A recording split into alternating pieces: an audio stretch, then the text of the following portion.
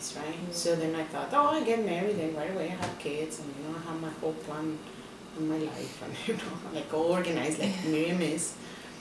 And well, surprised, and we had to do some. He had some issues, and we had to do examinations, and it didn't work, and so it was a time of like I don't know, like 5 years I think, trying and nothing happening.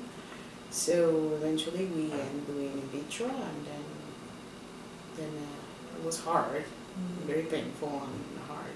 It's like the process is like a roller coaster too. And a lot of depression and stuff. Like, I mean, it's very hard, it's very emotional. And so finally, they put the two embryos and then they two attach, and that's how I got twins, right? And I thought, okay, now is everything's good, and the dream and the happy ever after and stuff. But it was something going on, and my doctor really wasn't listening too much to me. They're twins, they have no room and stuff, but that kind of had that gut feeling like, oh, I think there's something going on here. So then I went to early labor, and then the How kids, early? 3 months. That's like really early. They were 2 pounds, 11 ounces, they were just tiny little things. And Alexander, it was the first one. Of course, because you were going to have a boy first. Of course. So, but he was born with the bleeding on the brain, and he had apnea, so he had to stay in the hospital for like 3 months with oxygen. Sophia, she was revived at birth, but she didn't cry or anything, but she was doing fine, like she didn't really need so much oxygen and stuff. But they say girls do always better.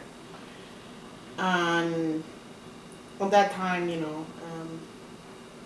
my marriage started just it changed. It changed when he traveled to a job when the kids were here. My mom was here for like 6 months. Like nice. It was like amazing, because it was lack of sleep.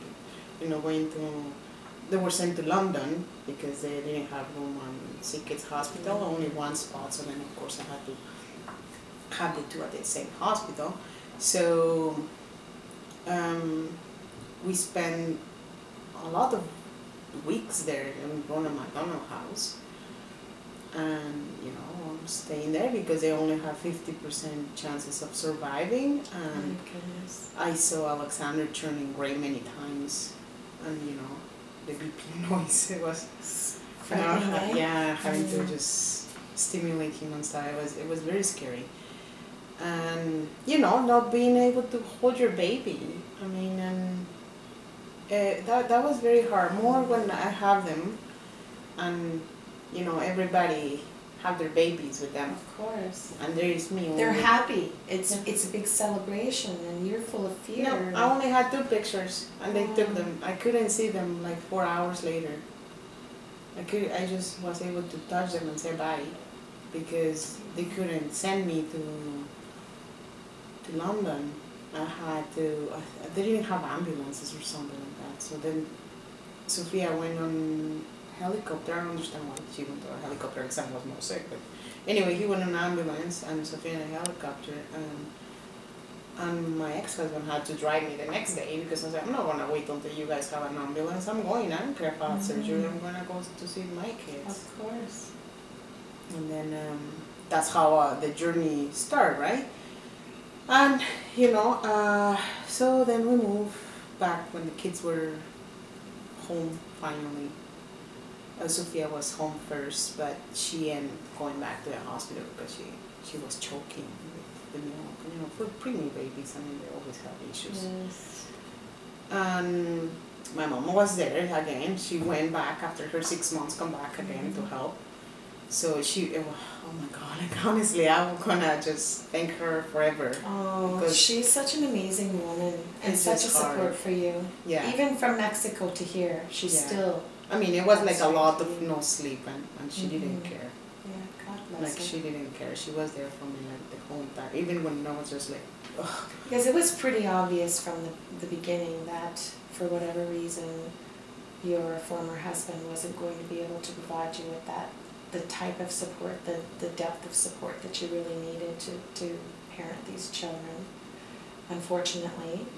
And so can you talk a little bit about, you know, there were some issues, we probably don't need to get into the issues that broke the marriage down, but when it came time for you to make a decision, again, what I'm trying to get at is just the strength you find inside yourself. Like, where does this strength come from? You're in a country, a new country, you've got 2 children, not just one. They have very high needs, and you're starting to have issues around the marriage, and yet you still find that strength inside of yourself, that strength that your mom sort of instilled in you when you were a little girl. So can you talk a little bit about some of the things? And I think on this, it was a big, I had to mention it, it was a big eye-opening when, you know, all these issues that we went through, and then suppose they were clear and things that were doing good, and then we're gonna have fun and then we'll be all happy and stuff, la la la. But things changed, and then they went back to old stuff that I said, I'm not gonna do that with my kids. I went through a lot. I'm not gonna do that with little ones. And I remember going to, like, I asked him to just take a break and just go with his family and appreciate his family and, you know, babies and wife and stuff. And I remember going to one of those Al-Anon meetings. It was a big eye-opening for me.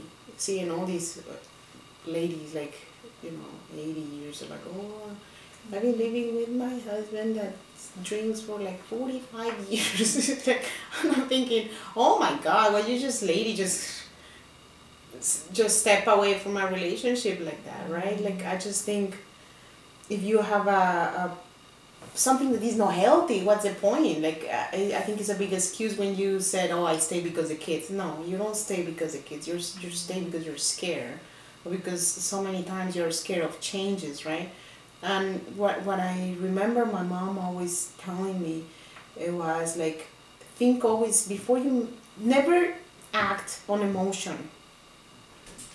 Always think many times what you're gonna do and what decisions you're gonna take, what is the good things that are gonna come up with that and the bad things.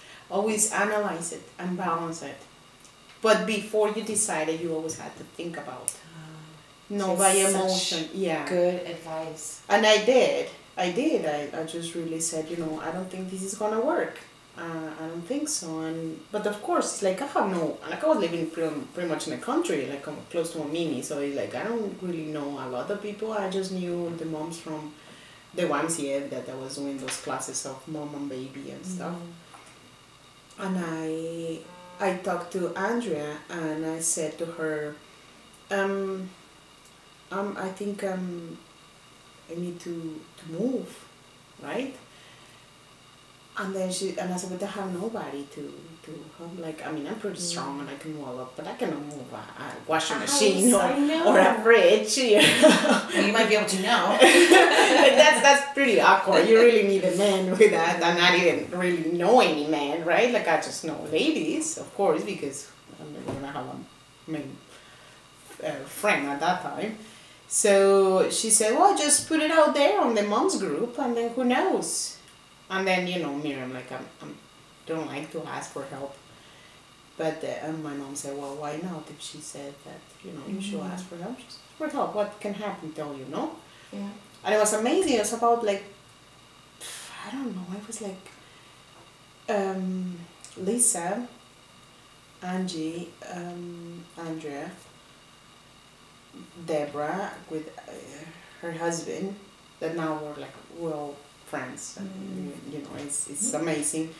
They went and they helped me to move, even a stranger from my neighbors. I remember going to see my neighbor and I said, oh, you know, this is happening, like, I will need help. And then the girl said, the teenage girl said, oh, I have some friends and I have like 10 teenage kids like helping too. And the day before, so then they helped me to move some parts to the new place so my mom can stay with the kids, and then the following day we just finished to do the other stuff. And but we move on, like, we finished to move on a Saturday, so the Friday there was like a big snowstorm, like 3 days before, and I had to have all clear because the moving truck, truck, right? That's right. And I remember saying to Mom, I'm just gonna go shovel the snow. I mean, it's like A lot. So I stayed like 3 hours shoveling the snow, and I came back like, oh, I couldn't even talk. Frozen solid. And my legs, I remember, they were like purple, and my mom was like crying, and I'm like, why are you crying? And like, well, I'd like to see you like that. And I'm like, I'm okay, don't worry, it's okay. But she was like so concerned about me. Well, because you're still her baby, Yeah. right? Of course. So anyway, they helped me to move on Friday, and I can't, like, honestly, like one day I will write a book. I'm just waiting to have a happy ending. But the Friday that we had, the only thing is stay in the house. I mean, the house is soaking wet, all the carpets, because I cannot be asking people to take their boots. I mean, they're helping, right? And they're carrying stuff. So everything is soaking wet, and this house don't have furnace. It's all like wood stove, right? So it's empty. So of course it's colder, right? And everything is damp. So the only thing that we got, it was the mattress on the floor and blankets. So there is Pete and Felix, my other cat, my mom, Alexandra, Sophia, and me, all like cuddling. Huddled together on the mattress on the floor. Oh, in the cold house. Yeah, yes. But it didn't deter you. It's almost like it, like literally lit a fire under you. Yeah, I'm that kind. Mm-hmm. Like, and when you see you hit people, me, then I get pride. exactly. But when you see people who are in similar situations, your heart just goes out to them, and it's so obvious that the little projects that you have been involved with, where you reach out to other people, you know, that genuine love of other people, it lights you up. It's something that really lights you up. And okay, so let's go forward from there. So then you were on your own, and you made a really good start for yourself. You were determined, like you had a goal, and so I would like you to talk a little bit about the setting of goals and how important that is for you to have a goal to work towards. Because what I see is that you set a goal, you reach it. You set a goal, you reach it. Yeah, I'm like an unsatisfied person. And your goals aren't like these little tiny goals. These are like, well, I'm going to have my magazine. Yeah. So I'd like to hear a little bit about. Well, that's when I see a lot of women that, I mean, I know what is depression. Like I went through that. Like I know, like I don't judge, but I know that everyone were capable to reach out and get out of depression. Like your mind is like so powerful. Mm-hmm. And then you can help yourself and just dig yourself into a big hole. And when I see somebody that, you know, they're stuck, like I had to kind of go and talk to them and try to make some sense and tell them, you know, like, I'm not a Canadian citizen, but I mean, that's not my country. Like, I have no family. Mm-hmm. I'm a single mom of twins that they're challenging kids, or, you know, and I'm running my own business. Now I even have time to go to the gym. Like, it's no excuses. I mean, when you want to do something, you just go and do it. Mm-hmm. You just, like, if how bad you want it, then sleep less. Mm-hmm. I mean, like, but every time I see somebody suffering, I can just stop and just don't do something about it. I just have, I guess, too much empathy that I, like, if I can put a cape and just be a superhero, I will be a superhero. It's just priceless for me. Like, it's like a high. When I make somebody smile or somebody happy, just like, it just, God, it's just, I can't explain how it feels. It's just like, it makes me so happy. That's really amazing. I mean, a lot of people would choose the what do they say, the path of least resistance. It's just easier to do nothing than it is to do something. But you chose to set really big goals for yourself, and part of what you did for yourself was to set a goal for your own business. But you also had this sort of sideline thing that just amazes me, that is about while I'm doing my business, I must be giving back to the community. I must be doing something that is impacting the community. And that, I think that was one of the things that really drew me to you in the very beginning, because that's kind of me, you know, that is very important to me as well. And so it was something that we had in common. But can you talk a little bit about your goal of, first of all, your goal of your business and what you wanted to see happen with your business? Well, with the magazine, pretty much, I thought, like, you know, every time I talk to someone and I tell what I went through and stuff like that, and then like, oh my God, for real? Like, how you do that, right? I just see the need of sharing it, because then, you know, when you hear somebody that is going through the same than you feel like the empathy, right? Like, then you just feel, oh, I'm not alone, like, and then it gives you kind of like a kick, you know. It's like, well, if this person can do it, why I can't? Exactly. I remember when the magazine was just in its real infancy stages, and we sat down in, I think it was in Hazelton's, and we talked about, you know, what is it that we really want to see with the magazine. And what you said was, one thing that really stood out for me was, there are so many amazing women out there, and nobody knows. Nobody knows their story. Nobody knows their story. And other people, if they knew their story, could be very encouraged by that story, and they could maybe see themselves in that story and say, well, if that person can do that, then so can I. And I think that has really been sort of that foundation for the magazine. So so you made this decision, I'm going to have this magazine that you dreamt about when you were 6 years old. And now, you know, you have this magazine, Discovering Women, and so talk to us a little bit about what your goal was, what your heart was for the magazine, and how you see it evolving. Well, what I think, first of all, the magazine is just being like amazing.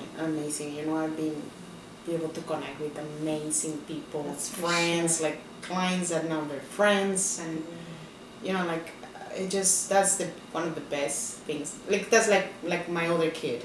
You know, it's just like, yeah, the magazine is like my other baby. So, I mean, and you know, I just see more stuff happening, like people reaching out, and the feedback of people saying, oh, you know, I read this story and it's just amazing. Or even going out of the way, you know, from like, I'm the kind that connect. I just connect, actually just a few months ago, a lady that she was dealing with some issues that her mom was diagnosed with colon cancer. And she was just a client. Actually, she's like a Facebook contact. I never see her in person. She was a client, right? And I connect her with Debbie, you know, Fitzgerald, that she had her mom was just diagnosed with colon cancer. I'm like, maybe you should guys talk to each other. And they both were like, oh my God, that was just amazing, you connect to each other. I just feel like I can be a medium to help people to connect. Like I did that a lot even with clients. I just don't go on, okay, you want to buy an ad and they see you. No, I care about the people, I care about their business. I want them to, everybody do good and, you know, be happy.